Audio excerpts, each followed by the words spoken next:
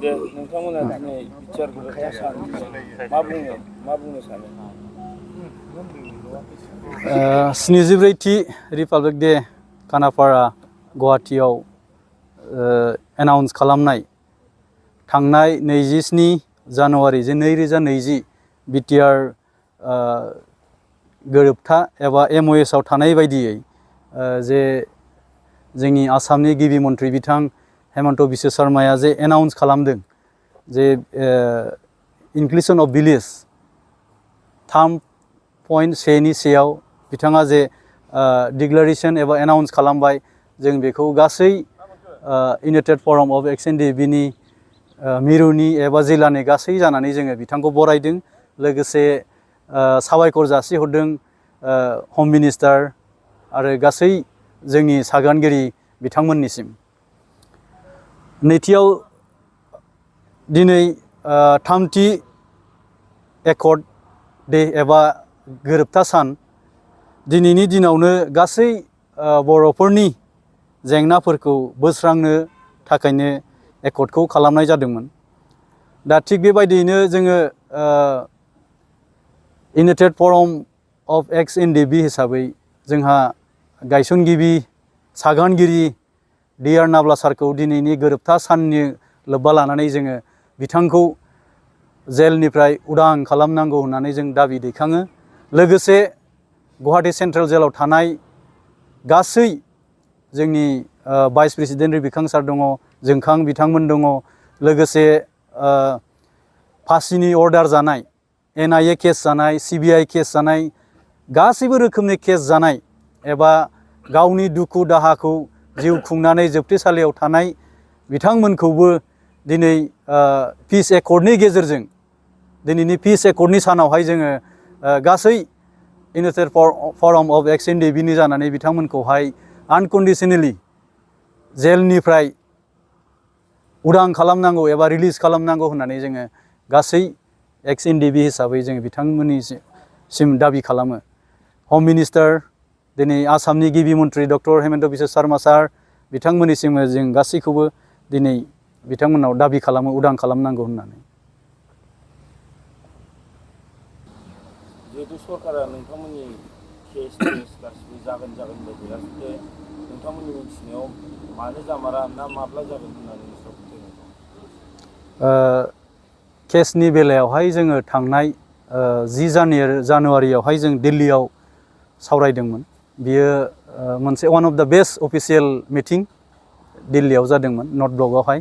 जोङो बेवहायबो दाबि दैखांदों नन हाइनियासजों लोगोसे हाइनियास गासैबो केसफोरखौनो सालिजारि खालामनानै थाबैनो बेखौ फास्ट ट्रेकआवहाय फोजोबनांगौ होननानै जोङो दाबि दैखांदों।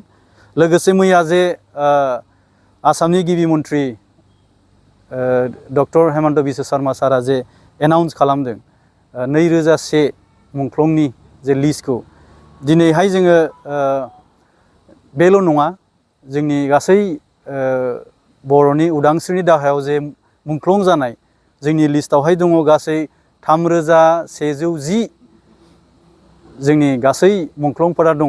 बेनिखायनो हयथ' बिथाङा बबे पइन्टआव बुंदों आं हमनो हायाखै। दा जोङो गासैबो दाबि दैखांदों जों जेसेबां लिस्ट साबमिट होदों बियो जेन' गासैबो मोनो जों बेखौनो बिथांनिसिम अनुरद खालामदों। जोङो माखासे खौरां बिजोंनि गेजेरजों जों खोनाबाय थादों मोनथिबाय थादों माखासे एक्स-NDFBफोरा केडार्सफोरा माने दावराव जानायखौ जों नुनो मोनदों। नोंथांमोना मा बुङो बेनि सायाव? एक्सुवेलि नैबे एक्स ग्रेसियाया जेनेबा एक्स ग्रेसिया माने बे रिहेबिलिटेसना 4 लाख रां होनाय अनसुंथाइ होनाय जादोंमोन। बियो नै दाखालि माखासे लिस्ट ओंखारदों।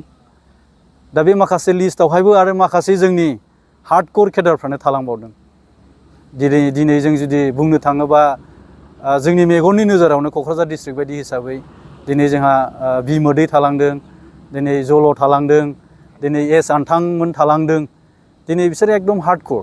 लोगोसे बेबायदिनो अबेबा जिल्लाफ्रावबो जेरै चिरां, बाक्सा, उदालगुरियानो होन, सनितपुरानो होन गासिबो जिल्लायावनो बेफोरबायदि साफा सानैफोरा थालांबावदों। दा बेखौनो जोङो रिकुवेस्ट खालामबावगोन, जों अनुरद खालामबावगोन जाहाथे बिथांमोननि नामाबो जाहाथे सोजाब जायो एबा बिथांमोनाबो जेन' मोनो। दा जाहाथे नोंथांमोननि जेनाखि दाबि बे दाबिया सरकारजों मावफुंजायाब्ला सरकारनिसिम मा खालामनो सानो? जोङोथ' हाम्बलि रिकुवेस्ट खालामगोन, बिनि उनाव बिथांमोना गनाय बिथांमोननि सायाव थागोन। दा गनायाब्लाथ' मा जाहैगोन बुंस'नोबो हाया, हयथ' गनायगोन बिथांमोनखौ जों आसा खालामो। नाथाय दिनै बिथांमोना लास्ट साबमिट होननानै बुंदों। दा लास्ट साबमिटआवबो जुदि बेबायदि हार्डक'रा थालांबावोब्ला दुखुनांथाव जायो। जेनेबा मोनसे गामियावनो हमनानै ला, मोनसे गामियावहाय जुदि सोरबाया मोनोब्ला सोरबाया जुदि मोनाबा बेहा इनसाल्ट बायदि जायो।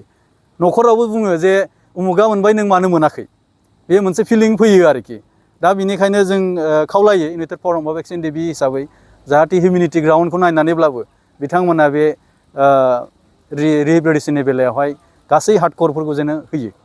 मोनसे आरो क्ल'ज दंबावो नोंथांमोननि केडार लायनानै लिरनाय जायगा पेरामिलिटारिफोराव थिसननाय मोनसे क्ल'ज दंबावो, दिनैसिम बे जाफुङाखै। बेखौ नोंथांमोना जाफुंजानोथ' लुबैगोन निस्सय, दाबो जाफुङाखै। बिनि सायाव सरकारजों सावरायनाय जादों ना माबा मोनसे बुंनो सानो बिनि सायाव? नोंथाङा थिग कुइसनखौनो सोंदों। जोङो थांनाय दाखालि 10 जानुवारि जे अफिसियेल मिटिं, जों बेखौबो दाबि दैखांदों आरो बिथांमोनाबो बुंदों जे क्ल'जआव थानाय 10.2नि बायदियै जे गासै पारामिलिटारियानो जा बा मायानो जा गभर्नमेन्ट स्किम, जब स्किमखौहाय बिथांमोना एनडिएफबिजों लोगोसे जोंनि बर'नि गासै जोहोलाव एबा जोहोलावजोफोरनो होगोन होननानै बिथांमोना दाखालि फोरमायदों। दा जोंबो आसा खालामदों एबारनि खेबाव हयथ' जोंनि एक्स एनडिएफबिजों लोगोसे जोंनि गासै बर' लाइमोनफोराबो बेयाव बाहागो मोनफागोन।